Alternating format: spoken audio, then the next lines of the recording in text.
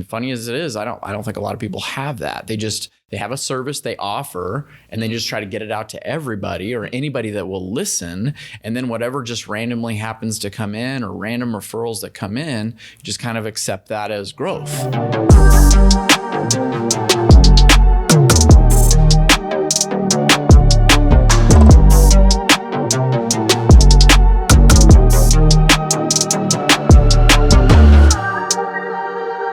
On today's episode of Rise, Grind, and Repeat, we talked to Jeremy Jones from Jones Media Publishing.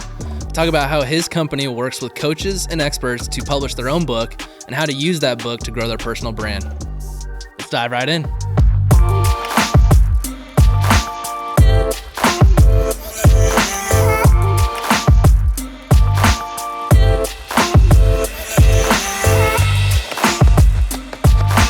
Jeremy, thank you so much for coming on today. I know it's New Year's week, and so most people are kind of checked out through the rest of the week, so I do appreciate your time. Before we kind of jump in, we'd love to hear your background. What is the last couple of years of your journey look like? How'd you get started, and what all do you do? Yeah, so quick highlight of my background. So I grew up in Southern California, and I wanted to, travel. I wanted to go to college, things like that. But my parents couldn't afford to do that. And so best option for me was to look at the military. So I looked at the different branches, and that just worked out to be the best thing. So I joined the Navy. I just stumbled into the recruiter office. He told me all this really good stuff. Like, yeah, that sounds really good. Let's do it.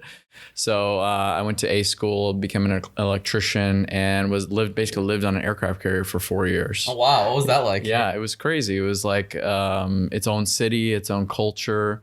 It was 5,500 people working all the time, 7 days a week. You work when we're out to sea. I did 2.5 deployments, which are 6 months at a time, and traveled all over the world. Just to give you you and your audience a reference of time. So I was getting ready to get out of the military, and that was September 11th, 2001 was the September 11th attack. So we were leaving Singapore, and that happened, and we were the first aircraft carrier in the retaliation, went straight to the Persian Gulf. Wow. Yeah. Wow. So we were there for it was 112 days straight. We were out to sea in the Persian Gulf. Mm-hmm. We finished that up and then went back to where I was stationed near Seattle, Bremerton, Washington. And then I got out of the Navy and moved here to Arizona right away. What brought you to appreciate your service? Yeah, that's awesome. What brought you to Arizona? So I had visited a few times. I really liked it, and I had a school that I was kind of eyeballing. And I said to myself, unless some other place kind of compels me to go there, I just liked what Arizona had. I didn't want to go to California. I just wasn't interested in moving back there. Seattle, the rain was just ridiculous. It was just out of control. Almost every day. You have as much rain there as sunshine here, and right? I enjoyed the rain, but it's out of control there. But it's a beautiful place, but it was just too much with the rain. So I moved here and really enjoyed it. That was 17 years ago almost. So that was 2002. I got my Bachelor of Arts. I was working for a company and doing freelance work on the side, and really floundered for years trying to figure out this entrepreneurship thing. I didn't have any mentorship or family members that I could turn to learn the basics of running a business. And so I really did flounder for 5, 6, 7 years, something like that. And then I got married. We have 2 kids, and my wife worked, and it got to the point, really our turning point, I think, if I look back, was she got laid off. She was working at the Arizona Republic. And it was that time where we've been trying to replace her full-time income for a while. Just hadn't been able to really get it over the edge. It was kind of up and down and up and down and up and down. And so she got laid off and thought, you know what? We could either have her go back to work, and it was funny.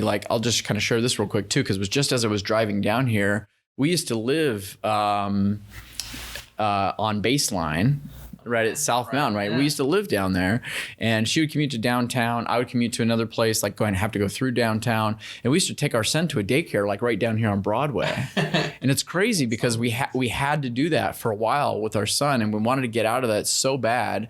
And then the business started picking up. When she got laid off, we thought, either you can go back to work, or we can just kind of pull together.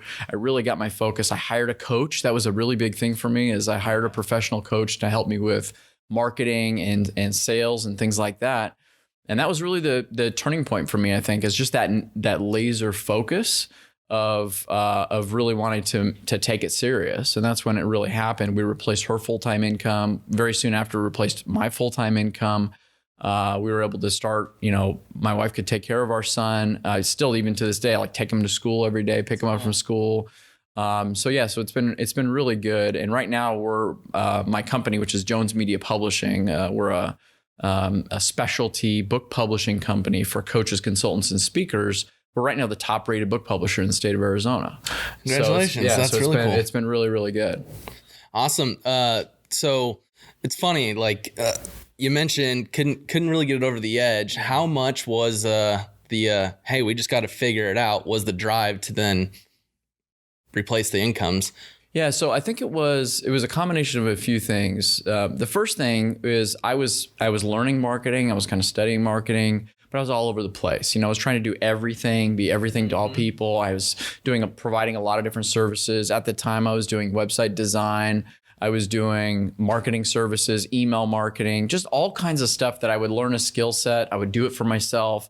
I thought, I could offer this as a service. I was out networking at all these different events here in town, met a lot of people, developed these relationships, but I was just doing too much in too many areas. And that's one of the things through my coaching and through my book publishing program, is I encourage people is to specialize, get a specialization, because you can, although you feel like you're narrowing who you service, it creates a specific audience, feels like you're the one that can service them and help them with a particular service. So that's basically what I did, is kind of all these things happen at once, where I narrowed my focus. I decided, okay, I want to start to specialize.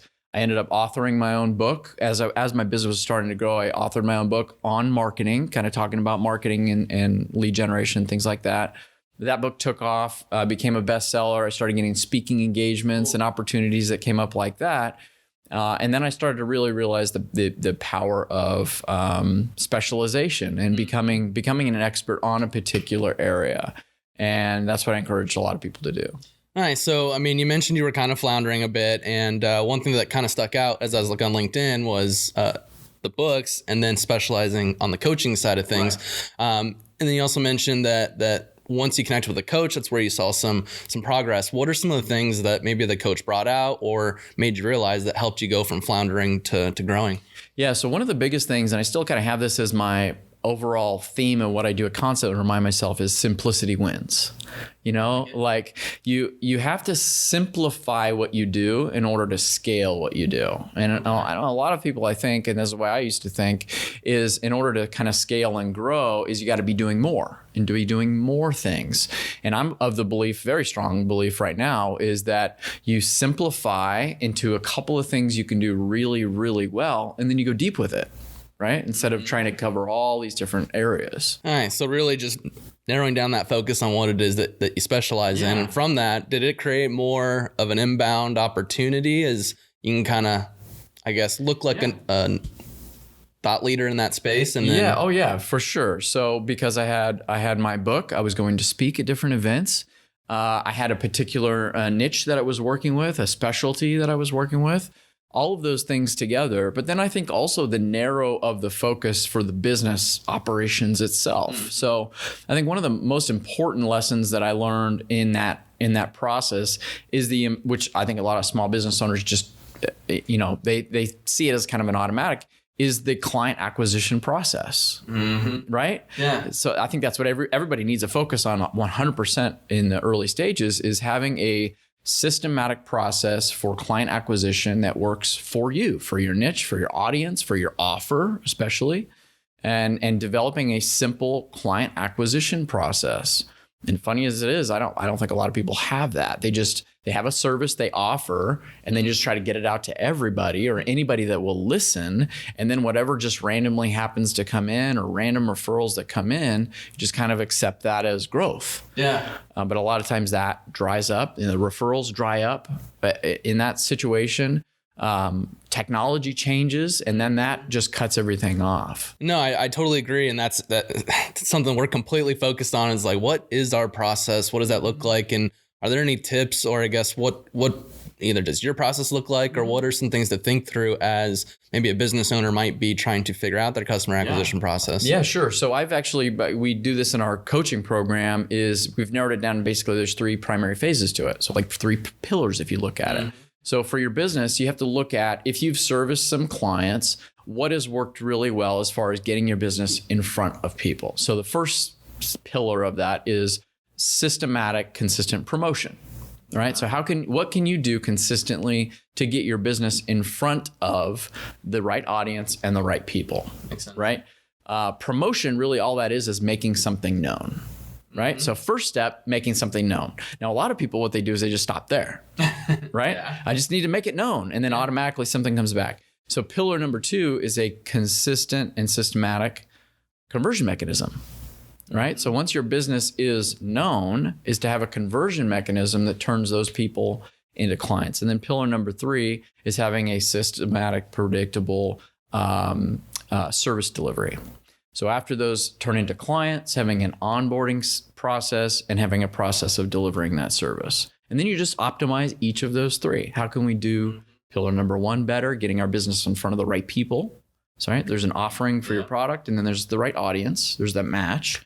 Then there's a conversion mechanism. How can we enhance that and do that better? And then the service delivery. Yeah. And it's just those 3 pillars over and over and over, getting better and better at each of those 3. Yeah, it's awesome. I mean, you focus on the acquisition and then also the retention. And as you kind of figure out how to retain more, that obviously increases the lifetime value of a customer, ultimately making it just more efficient. And it's really cool. Yeah. It's really cool. Again, simplicity wins, right? So I'm a simple guy. I like simple stuff. And as much as it is sexy and appealing to make things more complicated, what really works is simplicity, I think. No, I totally agree. And so do you have a book about this, or I guess how did you get into the publishing space and writing your book? Yeah, it's a great question. So as I was transitioning, I was working for this company. And what happened was I was starting to learn a lot about marketing and the essence of what marketing is, right? And so I was listening to a lot of podcasts. I was going to seminars. I was reading a ton of books, just absorbing and listening all I could. One of the things that I learned about the marketing process, which again is making your business known, so effective ways to make your business known, is education-based marketing, right? So value-driven marketing that we hear a lot about here today. And so what I did in that process was kind of about the time where I started my podcast. I started interviewing and providing value to a wider audience, again, making my business known, but also helping other people make their business known. My podcast really started to take off. And in that time, I was still working for a company and still doing freelance work, right? Okay. Still kind of growing my business, kind of just working for myself and getting things up and going. And I attended a book signing with a guy you might know, Gary Vaynerchuk. I think you have an idea who that might be. Yeah, right, I saw your stuff here. So I met Gary at his first book signing, Crush It. So this was years ago. Oh, okay. Yeah. Wow. And connected with him, kind of stayed in touch, had him as a guest on my podcast. Then I continue. Yeah, so this was years ago. And then continued to kind of connect and stay in touch. Then his book, Jab, Jab, Jab, Right Hook came out, right? This was right before Thank You Economy, I believe. And through connecting with him, he came and did another book signing, and I kind of saw him again and was like, man, I'd like to invite you to be a podcast guest again. He's like, yeah, sure. So he was a guest again. It's like, wow. This is awesome. At that book signing, so that in itself was fun and kind of cool. At that book signing, a guy that I had met through different events here locally, named Joe Polish, who runs one of the highest level mastermind groups for entrepreneurs called Genius Network, right? Okay. So I met him and had heard about, he runs a podcast, I Love Marketing, which is fantastic, which I had listened to for a while before that as well. I connected with him and I was like, man, I'm in this transition time where I have all these different skill sets. My business is kind of starting to take off a little bit, but I just, I want to do something else. I want to work for myself. He's like, you know what? Some of the things that you mentioned that you're good at or that you do, we could use at my company. I was like, wow, really? It's like, yeah, why don't you talk to our manager and just kind of apply and see where it goes, right? Yeah. So I did that. I followed up with it. And then I ended up leaving that job and working with him and his team for about 2.5 years and got all kinds of mentorship and education. It's the best marketing education I could have ever asked for. So thankful to him for giving me that opportunity. And then my business grew to the point where it didn't even make sense to work for somebody else at all, right? Because I had streamlined what I was doing. I had my book publishing up and going at that point. And that's where I basically left that on a really positive note. Did a lot of really good positive things with that company. And then my business really took off from there. So it was that kind of mentorship and learning. And I got a chance to meet with like all these events that we went to. You know, I met with Tim Ferriss and Russell Brunson and Damon John and Ariane Huffington. We spent 2.5 days with at one of his events. And I got to learn about how experts position themselves in the marketplace, how they use books as a tool to get clients and build membership sites and group coaching and all these different things, like how experts and coaches conduct themselves and how they get leads and how they do all these different things. And so I was to be able to integrate all of that and teach our clients all of those best practices. So and it's worked out really well. I mean, we've published now, I think the last time I looked, it was like 115, 120 books, something like that. Yeah. That's a good amount. Yeah. Awesome. So it's been really exciting. And many of our clients have been getting book orders of like thousands and thousands of book orders, getting speaking events consistently. So it's been really exciting, not only for my company and my growth, which is I'm just super excited about, but for our clients, you know, people that like one client in particular that I'm really passionate about, you know, being able to help. His name is Mark. He was in the Army for 26 years, dealt with PTSD. He really was passionate about writing this book about PTSD, about that journey through it. He started a nonprofit to help veterans with that. And we helped him publish his book. He won an international book award, became a bestseller, got all kinds of speaking events, all kinds of opportunities and doors have opened up to him for him. But also think about the impact of that, you know, with family members of veterans themselves. So it's really exciting to help people take a message that's really important to them, or a business that really serves people in a great way, and help them reach new audience they really couldn't reach before. That is awesome. So when it comes to your publishing and how you help people, what are the different aspects that you help with? Yeah. So my company, Jones Media Publishing, our specialty is nonfiction books for experts, right? Okay. That's the core of what we do.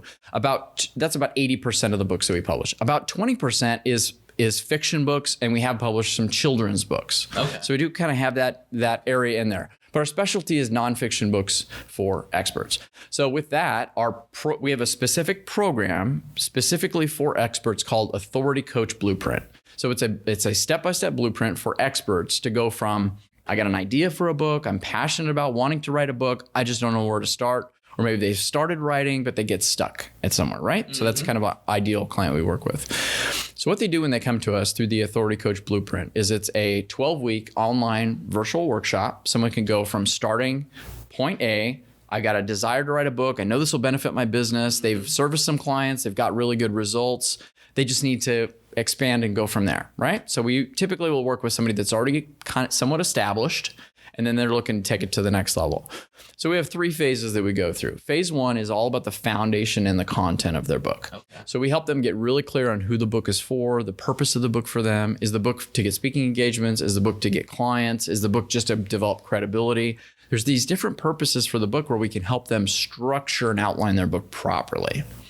Once we have the foundation, we have, through that 12-week program, coach them. We do writing coaching to coach them through writing the book properly. And then we've hired a whole team of editors. So they just send it to us. We get it over to our editorial team, and we get their entire book edited for them in a timely manner. So we can get it edited in typically about 14 business days. Wow. Which is really fast for editing. Yeah, yeah. A whole book. Yeah. So we get it all edited for them because we have a whole team. That's all they do, right? Mm-hmm. So they'll go through, they'll edit it, we get it back, we get it to them, and then we take care of everything somebody would need to publish a book. Book cover design, layout, ebook formatting, publishing it to Amazon, and then we coordinate a book launch with them, and then we develop with them what we call our client acquisition plan for authors. It's a step-by-step plan that a coach, consultant, or speaker can use to take their book and use it as a tool in their business to go out on like platforms like what I really recommend to most of our clients is LinkedIn, is you can use advanced search features, find who your ideal client is, get your book in front of them, or get in front of podcasts and audiences to get in front of those other audiences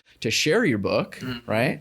And it's a great tool to be able to do that. So those are the three phases: foundation and content, publishing and packaging the book, and then the launch and the release. And we walk through our clients through each of those three phases. Basically from the beginning to end, and not even just finishing it up, but how to use the book to actually grow themselves or their business. As a tool to grow your business. Yep.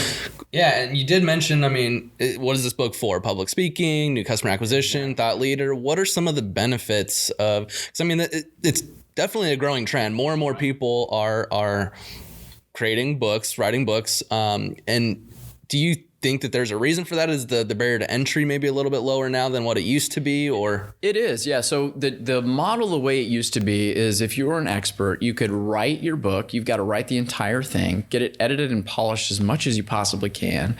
And then you go to a publisher and you submit it through their editorial submission site, basically. And then somebody that goes through that, like a literary agent or something, would go through these documents, or people that submit them physically, hundreds and hundreds a week probably, right? They're different publishing companies are different numbers, but they have all these documents they go through and they've got to review them. And basically the model is you submit it, you wait 12 to 18 months to even find out if they're even interested, typically. Yeah, in a traditional publishing house. And then once they say, yeah, we're interested in publishing this, but Chapter 5 won't work. We're not willing to do that. Chapter 1 doesn't make any sense. They'll tell you to rework this entire thing, right? Because it's all up to them.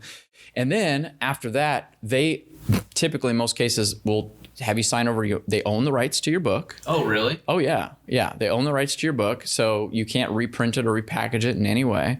And then they pay you, like, let's say on the generous end, 20% net royalties.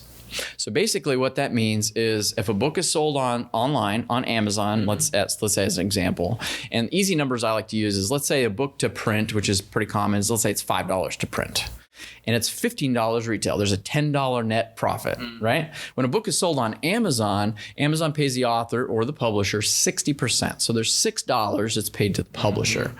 Well, in our model, the author gets that. So they earn 100% royalties. So they get $6 per book. In the publishing model, they pay you 10 to 20% royalties. So 10% would be 60 cents. Yeah. 20% is $1.20 per book. Now, a lot of people think, well, if I'm out with a publisher, they're just going to do all the work, right? Well, not necessarily. When you go to a publisher, they want you to have a platform. They want you to have an audience. They say, is this book even going to sell, right? So they want all of these different things. If you have no platform and no audience, you basically have no chance to do that, right? So what we do with our program is we teach authors how to build their expert platform. Right? Well, what are all the assets that you need? How do you promote your book consistently? All those things.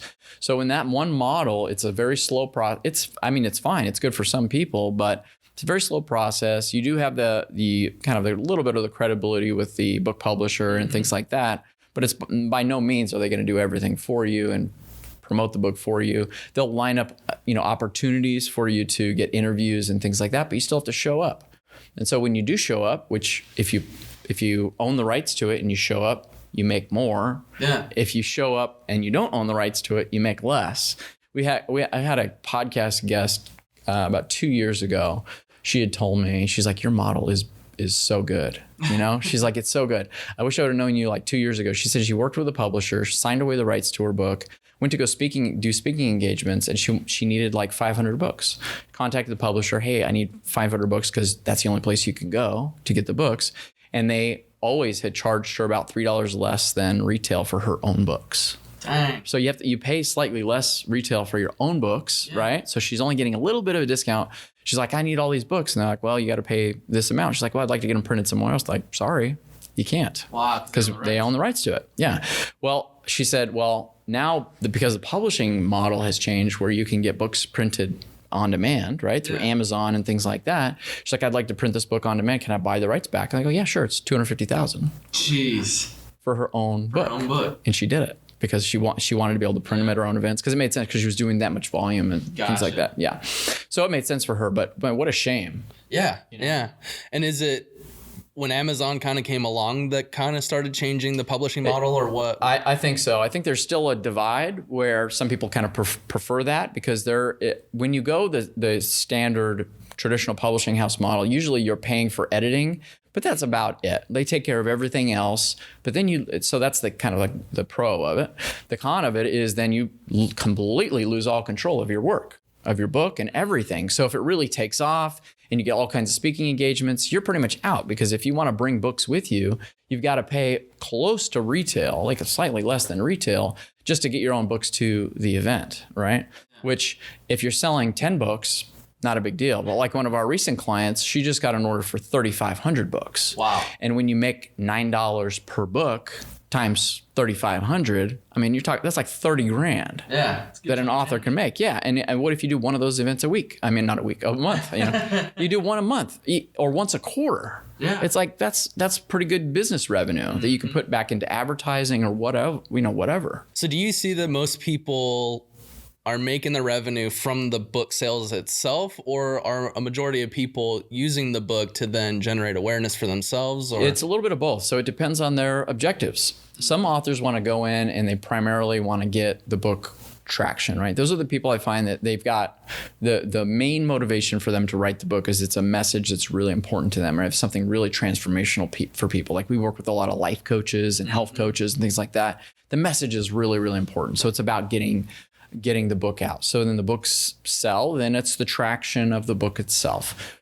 We have some others like sales consultants. The book of the sale itself is not that big of a deal because we have a sales consultant that we show him a client acquisition plan where he can get his book, like let's say for fun, easy numbers, like what I've shared with him. Let's say your books are $5 a piece to print, like the example that I gave you, and you purchase 100 books. So $5 times 100, $500 marketing expense. Yeah. Right? And he identifies 100 companies that would be a perfect client. You could give away 100 books and get a client that's worth $30,000 or $50,000. Yeah. And that math all day makes sense. All day that makes sense, right? So there's that. The other side of it is he works with sales training companies. So you have employees of these companies. There's 5,000 sales reps, 10,000 sales reps in these big companies that he works with. So he could go into a company and say, hey, I'll come in and do a workshop. You just pay me a nominal fee for the workshop, but you got to purchase one book for every one of your employees. And boom, you got to order for 20,000 books. Wow. Yeah. That's some quick revenue. Yeah. And then so he owns the rights to it, he gets the printing cost and he just gets the books for those employees. Yeah. So what are some of the opportunities that you've seen some of your clients get that have been pretty cool through them publishing their book? Mostly the doors that it opens. So getting podcast opportunities where they wouldn't have them before. A book is something that's it's noteworthy, right? Somebody has a brand new book. They could have some really cool information in it. So it's great for media interviews. We have many of our clients get media interviews that they wouldn't have before, getting featured on all kinds of local and also national media outlets to go on and talk about, hey, I've got this new book that has this information in it for this audience. So things like that, where it opens up doors for PR opportunities, for news and media, podcasting opportunities, and then all for speaking engagements, we had one of our clients published a book. We helped him promote it to a bestseller. And in his speaking proposal, I had recommended to him to wait until we got the book to a bestseller, immediately edited it, put in best-selling author on X topic, which was exactly the topic they're talking about at this event, submitted it, got immediately, within 30 days of his book published, paid speaking engagement, book sold, and he landed 2 $50,000 consulting engagements at that event. Wow. He was the guy on stage. He was the guy, brand new best-selling book. It looked great. It represented him well. And all you need to do is have an audience of, let's say, 500 people in the audience, even a small audience. 2 people say, ooh, we want to hire you for our company. Yeah. 50K times 2. Yeah, it's a trust builder, it's a credibility builder, and that's really the core of the way we look at it as a tool. Is it builds trust, credibility, and authority, which as a business owner you need to have anyway. Yeah. Right. So it helps to accelerate that and build trust and credibility, and then help you to reach audiences that you maybe weren't able to get in front of before. Yeah, no, it's definitely a huge differentiator. So, I mean, you mentioned being laser focused, having a narrow vision. What made you want to do this for coaches, or how did that happen? Is it something that you seeked out, or did it kind of happen naturally, or? Yeah, so it was sort of a progression. So originally I started doing websites, design work, because that was my degree, was in graphic design. I was doing that kind of work, and I enjoyed it because I was helping business owners create a website, get a presence online, things like that. As I started to see the leverage that it gave me, when I started doing some coaching, the leverage that a book was able to give me as a coach, as a speaker, I just started to see the power in that. And that's where all that transition happened, where I decided, I could offer all of these different services, or I could get really, really good at one particular area. And so that was about 3 or 4 years ago now. So what I did was the ongoing clients, we had regular maintenance with different things. We just eventually just pruned those off, right? Cut off all those other services, and basically, like I mentioned, went deep and went all in for this one particular model and service of book publishing for experts. The ones that came at like fiction books and children's books just happened to be kind of natural things. Like we didn't seek those out. Those are people that search for best publisher in Arizona, just happened to find us. And because we do really good work for those as well, we still like to keep a percentage of those as well, because there's some really good stuff in there as well. But our main focus is, the book publishing for experts. So it was kind of a progression. It was narrowing down, getting really good in that one particular area, seeing the leverage that and the positioning that I could give our clients, the difference that I made. The doors that it opened with getting speaking engagements and growing their business. So that's really why we've maintained that focus. Nice. And so definitely been growing. What is one of the, I guess, biggest hurdles that you faced through the growth? I mean, after the floundering and you've seen an upward trajectory, what is a big hurdle that you've had to face, and how did, I guess, you overcome it? Yeah, so that's a great question. So I would say just regular bottlenecks in business, right? So I also narrow it down to those 3 pillars, because there's bottlenecks that happen in each of those 3 areas, right? Okay. So in the beginning, in the early phases, my bottleneck was not enough people are aware of what I'm offering here, right? So it's just getting your business in front of more of the right people. Once you got that figured out, then you kind of move into pillar 2, which is the conversion mechanism. So let's say you got lots of leads coming in from your website, but nobody's turning into a customer. What's the use of having those leads, right? That you've got to convert those into leads, or whatever that process is for you. So that's the second one, where it created kind of a bottleneck. And then there also is a bottleneck in service delivery. So as we began to grow, I was providing some of the services. I had hired some contractors and things like that. There was a bottleneck that definitely happened there. So one of the biggest suggestions I'd give your listeners, anyone in that position, is to systematically create processes for everything that you do, right? Create standard operating procedures, because one contractor, which we've had happen several times, is they'll leave and go off and do other things, or go off in some other direction, or whatever, just disappear. So being able to take a standard operating procedure or a way that you do things and give it to somebody else, it shortens the training process, the learning process, and gets your services up and going again. Because the last thing you want is lots of clients coming in, but then making them upset because you're not bringing the services. So you've got to keep that balance. And how do you go about just identifying and getting those standard procedures down? Is it literally just taking like a Google Doc and writing them down, or what is that process like? My favorite tool for that is Evernote. So I've used Evernote for a few years, and basically what we do is really, I don't know there's any shortcut to it, because it is kind of a long process. Is you just have to document, I think, first at big picture, right? So you have this procedure that happens. First thing you should do is take your service and really just write out a list of all the things that happen to deliver a service. So first you onboard the client, then this happens, then they fill out this form, and then this happens, and then we give them this, and then this happens. You just write out this whole list of things that happens. Once you know the things that happen, then it's who's responsible for the thing that happens. Okay. Right. So then you create a procedure.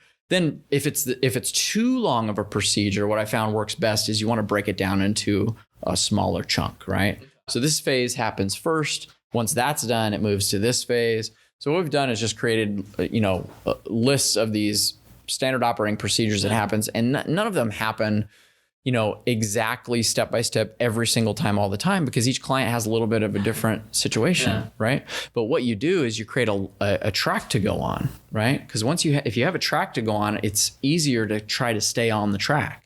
If you have no track, then randomness starts to happen, Yeah. And it's almost like you're recreating the wheel each time, which it takes time, which then takes away from efficiency. Yep. So if you take the time on the early side of things to build a track, basically, as you build the track, then you have a track to stay on. Yeah. No, that's awesome, because that's a huge priority for us. I mean, it's all up here, but like you said, it's as you're trying to share that with others and other people come in, and that's what trying to figure out is the best way to kind of slice and dice that up. I mean, we have a pretty cool project management tool that we use that I think once it's all listed out and who does what, and then turnaround times on each one, then it's basically create templates and stuff in there. But I think it's a huge goal here this next month or two is everything that we do, just list it all out, who does what, and then when someone asks how long does it take, and all, exactly. And a couple of tools, because we're just talking about tools here, because I love like softwares and apps that are for productivity, right? So Evernote for capturing ideas, saving things, creating SOPs, standard operating procedures. Trello is what we use for project management. I don't know if you use Trello at all.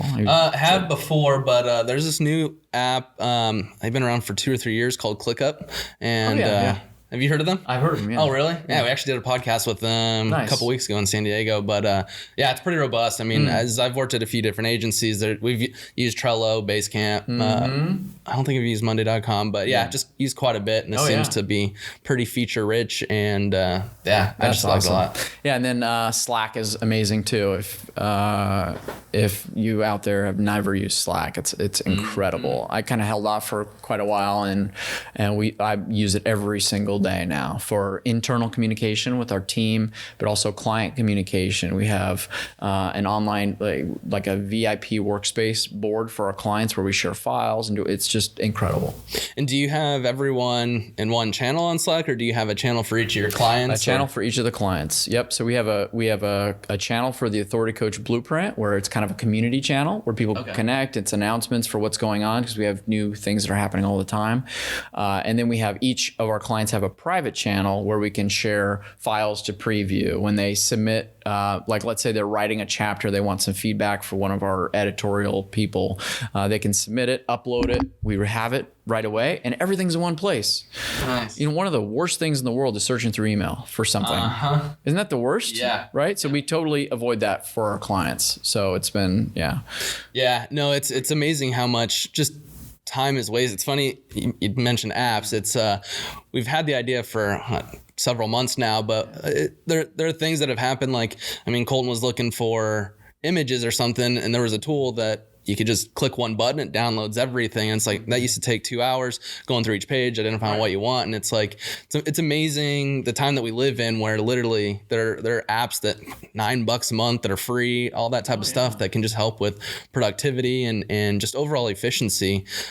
Huge. Do you ever get bogged down in all the new apps that are available? Because it seems like there's just more and more coming out. Yeah, so I used to. I get caught up in that every once in a while, because I love trying new tools and seeing, hey, can this do what I'm trying to do better? And that's kind of what happened with Slack for a while. Like, I had all the regular standard tools that I was using, and I thought, I don't know. I don't want to add another tool, because I was using Dropbox.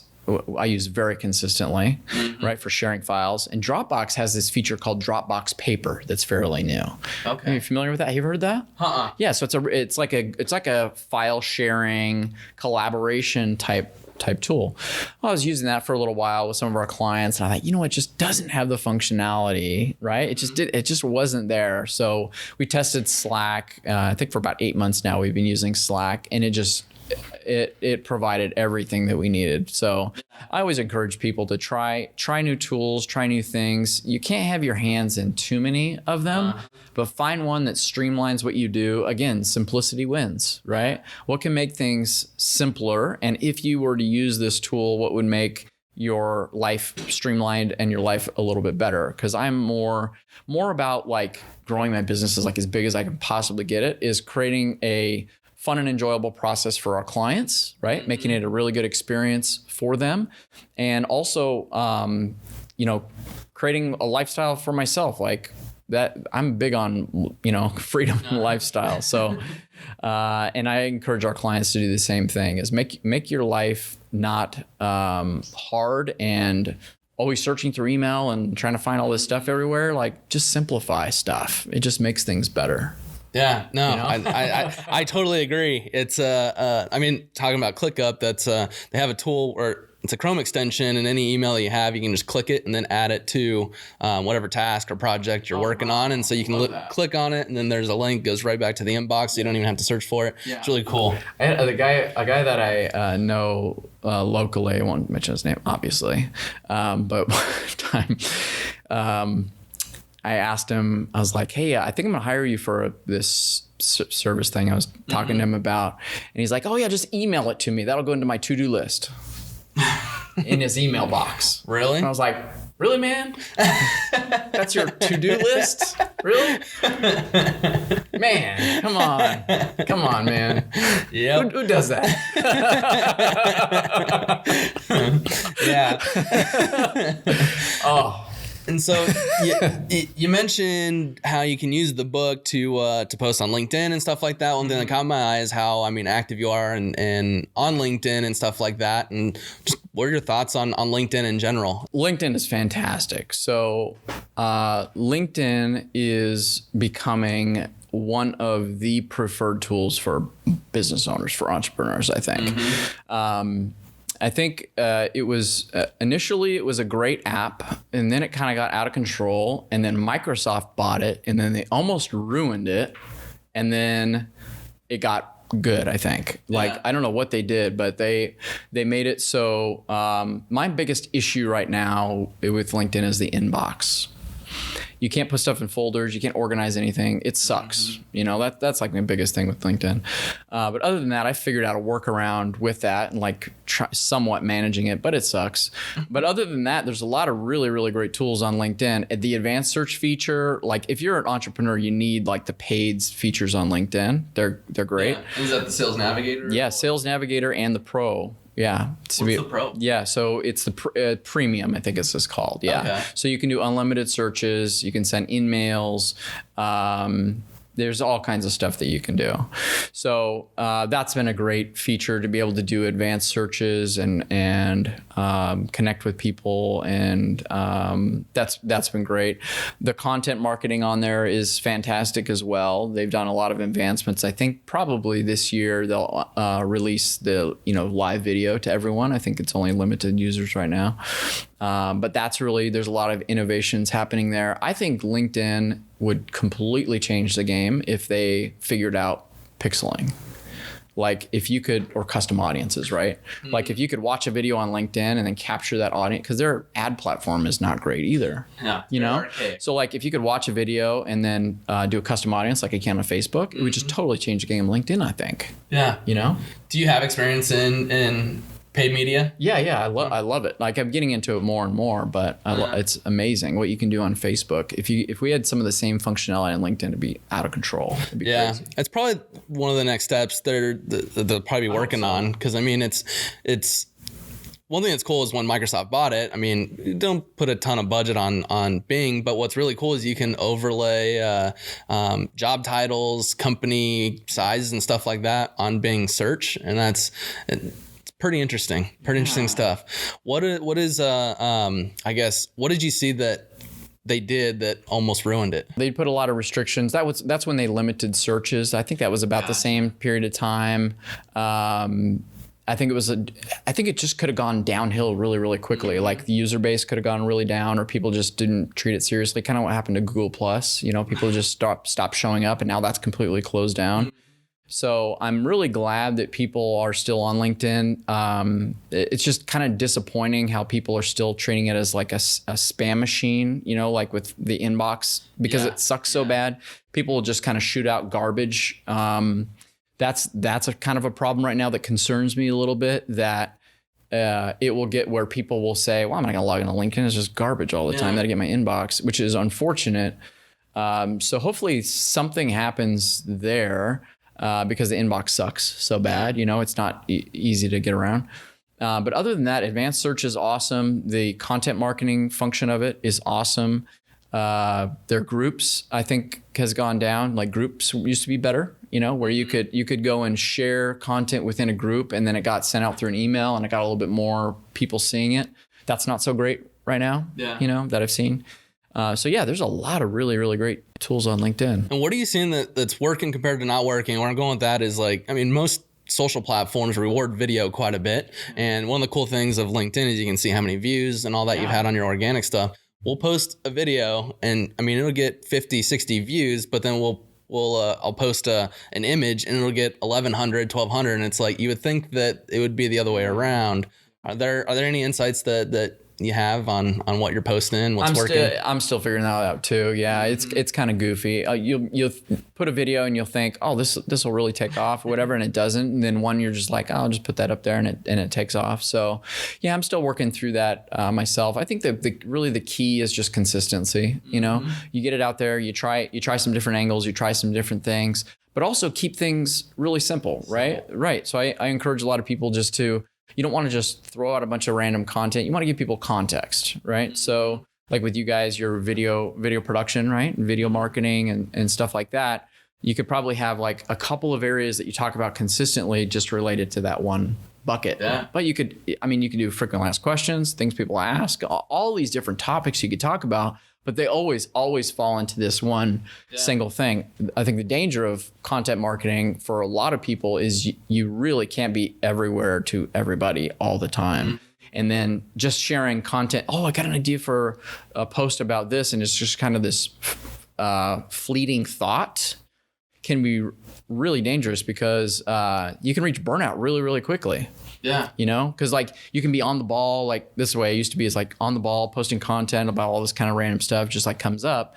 But then when you go on vacation or something like that and you come back and it's like, what the heck am I going to post about? Mm-hmm. So if you have these like pillar pieces of content that you post about consistently, and that's what I use Trello for now as well, as an idea board. You have all your ideas. So then when you leave work, you're not thinking about work, you're with your family, right? Then when you come back to work, you don't have to stress out and think, now I have to get back into momentum. I just hop into my Trello board and look and see, there's all these ideas I've already kind of planned out. So that's a part of the, proactive strategy. Yeah. Do you use like a content calendar at all? Like you have these 4 pillars and then either on a calendar or a Trello board? Pretty much a Trello board. Mm-hmm. Yeah. So I'll just plan them in the Trello board. I have certain days that I'll share things out. Nice. As you kind of head into the future, it's a whole new decade. What are your plans? How are you looking to continue to grow? Are you looking to kind of just kind of keep it where it is? Or? Yeah, we're growing big time. So we've got big plans for this year. I think it's pretty much just enhancing everything that we have. So we've got some tools in place of getting our authors, each time we release a book, we've found some new tools to help them reach more audiences, getting featured on bigger media outlets. So I think it's just taking everything that we've had, enhancing it to help our clients get bigger and bigger and better results. Because in my mind, that's the best way we can grow as a company, is by making it like an irresistible offer for new experts, right? They come to us, they go, look at all these client results that you've had. All these people are happy with you. Making it more and more of a compelling offer, I think, is the best thing to do. Are you using analytics at all to kind of each book you publish, somehow aggregating how many speaking events, how many sales, all that type of stuff? I know I haven't found anything to track at that level, no. So if you have anything you've come across, let me know. Yeah, that might be more of a manual. It would have to be. I guess. Yeah. So, we haven't found anything like in the back end with tracking anything like that. Yeah. So that right there, I think would be a huge opportunity. Is just showcasing. I mean, even with just like Facebook carousel ads, having an author or the book, and then just here, check out what we've done, and just highlighting some of the opportunities that by going with you guys, it's kind of created. And like I said earlier before we were recording, just the analytics is it helps tell a story, how it gives context, and it helps show the value. Yeah. Yeah, no, that's really I'd love cool. to figure that out more. So that's one of the things that we're working on as well. So nice. Yeah. Cool. Well, as we kind of wrap up, I think there's lots of opportunity in what creating a book could bring people. I guess if someone's on the fence, contemplating whether they should or shouldn't, I guess, what are some tips that you have to kind of nudge them over towards doing it? Yeah, so I don't know that authoring a book is for everybody, right? Mm-hmm. So I'd say if you're in a position where you've had a desire or a want to write a book, for some people just have that, right? That they've always kind of wanted to write a book for some reason. That's the first piece, right? So that you want to have a book, or you see the benefits of having a book. The second thing is a really good position to be in is somebody that's somewhat established in your business. If you're going to use a book as an expert, we've had several people that have come to us and say, hey, I just left my corporate job. I got a little bit in savings. I think writing a book would be perfect to get my career off the ground. Mm-hmm. How many clients have you worked with? Well, none. But I've got this great idea of these people that I'm going to service and these things I'm going to do. I say, that's great. Go do that first. That's what I recommend to them. I say, hey, a book is not for you yet. It might be in 6 months, Yeah. But right now, get your stability, get your foundation, service some clients, feel that out first, right? Get some results for them. And then once you have that, you take maybe a couple client stories, your method and your process of what you do things, and you can and clone that into a book. Because if you don't have that, you're just kind of putting theory into the book, which is okay. I mean, some people do that too. But why not have your method that you've kind of developed that, this process will work for someone, put your method into a book, then you publish it, it goes out, and it's like your method canned and cloned, and you're the one that has that unique process, right? No, I love that. Well, I do appreciate your time in the service, and I do appreciate your time today, and just some of your knowledge. And where can people find you and your company, the website, social media handles? Yeah, I appreciate that. So it's really simple. My primary main blog and my podcast is AskJeremyJones.com. You can find a lot of resources there.